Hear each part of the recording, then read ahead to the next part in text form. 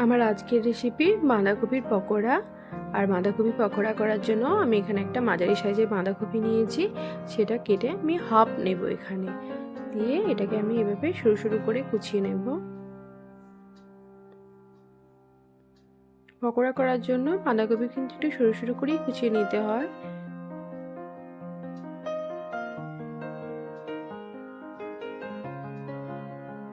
আর এখানে এই বাঁধাকপির যে মোটা শিরগুলো থাকে পাতার মাঝে, সেগুলো কিন্তু দেওয়া যাবে না, সেগুলো কাটার সময় একটুখানি বেছে ফেলে দিতে হবে। আমি এখানে সেই মাঝের শিরটা কিন্তু বাদ দিয়েই কাটবো।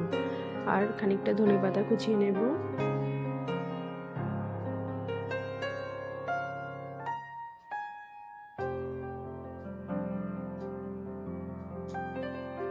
আর কয়েকটা কাঁচা লঙ্কা, 4-5টা কাঁচা লঙ্কা আমি এখানে গুছিয়ে নিয়েছি। দিয়ে এবার একটি পাত্রের মধ্যে প্রথমে বাঁধাকপিগুলো নিয়ে নেব। তার মধ্যে ধনেপাতা কুচি, কাঁচা লঙ্কা কুচিগুলো দিয়ে দেব। আর দেব 1 বাটি বেসন। বেসনের পরিমাণটা কিন্তু এখানে খুব খেয়াল রাখতে হবে, বেশি দিলেও ভালো লাগবে না আর কম দিলেও হবে না। এবার দেব স্বাদ অনুযায়ী নুন, অল্প একটু হলুদ, 1 চামচ লঙ্কা গুঁড়ি আর অল্প একটুখানি খাবার সোডা দিয়ে এটাকে খুব ভালোভাবে মিশিয়ে নিতে হবে। প্রথমে কিন্তু আমি জল দেব না, এই মিশ্রণটা ভালোভাবে সব মাখিয়ে নেব। তারপর এর মধ্যে দেব হচ্ছে 1.5 চামচ মতো চালের গুঁড়ি।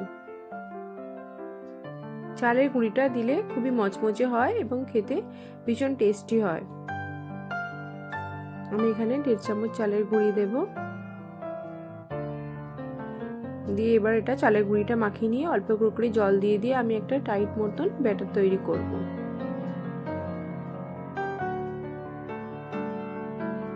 এটা কিন্তু বেশি পাতলা করা যাবে না, আর এটা মেখে কিন্তু অনেকক্ষণ রেখে দেওয়া যাবে না।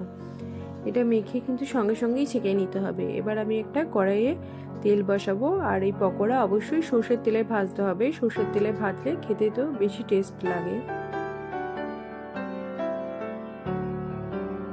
তেলটা ভালো করে গরম করে তারপরে ছোট্ট ছোট্ট করে ছেড়ে দেবো, আর ছোট ছোট করলেও বেশ মচমচে হয় খেতে।